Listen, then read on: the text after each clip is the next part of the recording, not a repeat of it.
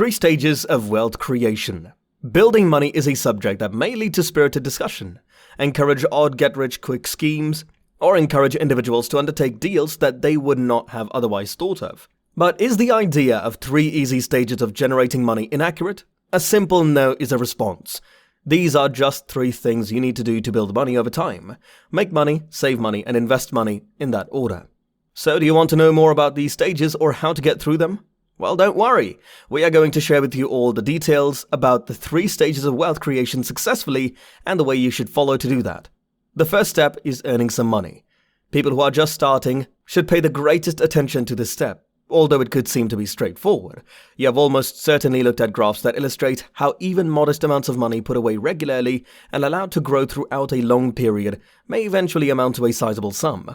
However, these graphs never address the most important question, which is how to begin the process of saving money in the first place.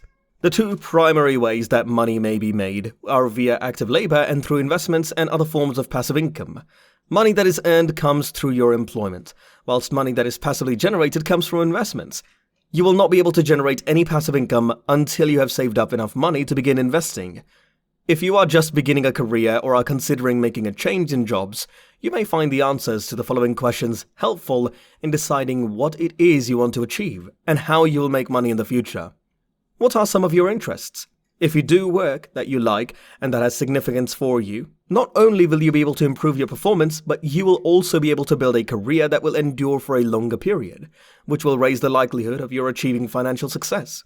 According to the findings of one study, more than 90% of workers have admitted that they would be willing to give up a percentage of their total career earnings in return for a role that had a greater impact on the world. What do you excel at? Think about the things that you're good at and how you might use them to help sustain yourself. What will result in financial gain? Think about careers that will allow you to reach your financial objectives while letting you flourish at something you already like doing. The Occupational Outlook Handbook, which is published on an annual basis by the United States Bureau of Labor Statistics, is a valuable resource that contains information on pay statistics as well as growth estimates for a variety of different sectors. Where do you plan on going? Find out what kind of education, work experience, and training you need to have to be eligible for the career options that interest you the most. The Occupational Outlook Handbook provides further details on this topic, which may be found there. If you are unsure of what you want to pursue, taking these factors into account might guide you in the correct direction. Once you've secured employment, you should also frequently assess your financial situation. Say, once a year. Do you have enough money to cover your necessities, including savings with your present income? Do you think your salary will improve at a realistic rate in the future if you continue with your current employer or in your current field of work? The second step is reducing costs. If you blow through all of the cash that you bring in, it will be impossible for you to build up any savings or riches. Consider the following 4 suggestions to increase the amount of money you save and so increase your wealth. Maintain a record of your spending for at least 1 month.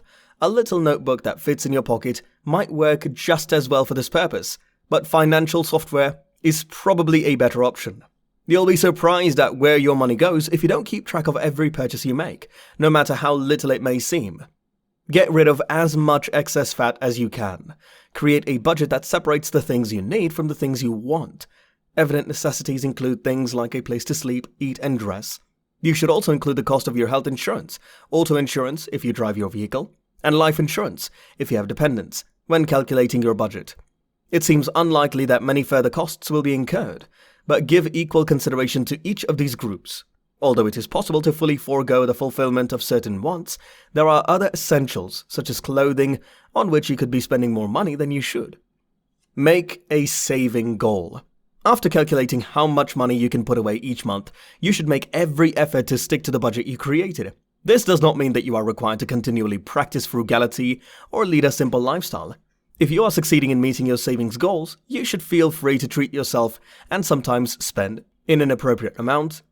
You'll have a more positive outlook on life and greater motivation to go down the route you've chosen. Activate automatic saving.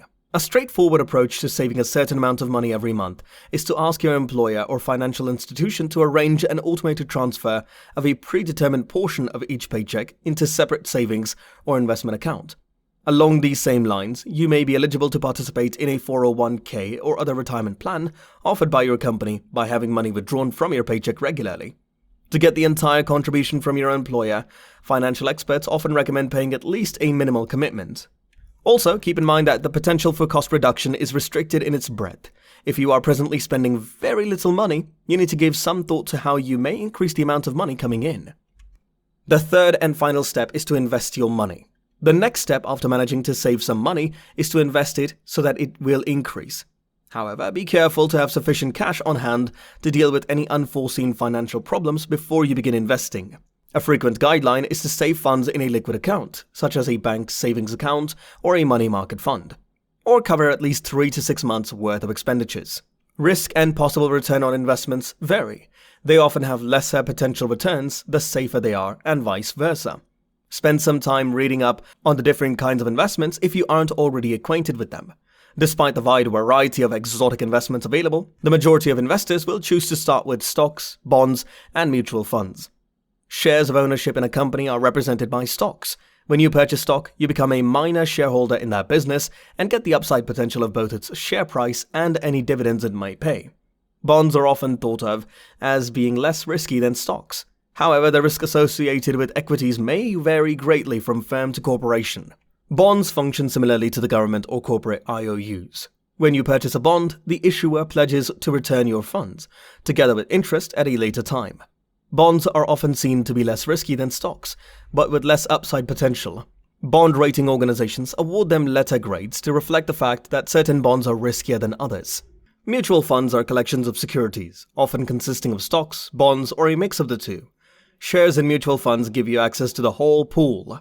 The risk of mutual funds as well, depending on the investments they make.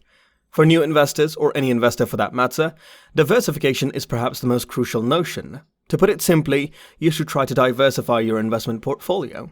That's because investments behave differently depending on the time of the year. For instance, bonds may be offering strong returns if the stock market is experiencing a losing stretch. Or if stock A is struggling, stock B can be tearing it up. Due to their existence variety of investments in securities, mutual funds provide some built-in diversification. Additionally, investing in both a stock fund and a bond fund, or many stock funds and multiple bond funds, for example, as opposed to just one of each, will result in better diversification. Asset allocation is a concept that is strongly connected to diversification. It entails choosing, depending on risk and other considerations, what portion of your portfolio you want to invest in each specific asset category or kind of security. Another generalization is that you can afford to take more risks while you're younger, since you'll have more time to make up for any losses. So what do you think about this? Let us know in the comment section below. Also, don't forget to subscribe to the channel and click the bell icon, and we'll see you in the next one. Until then, peace.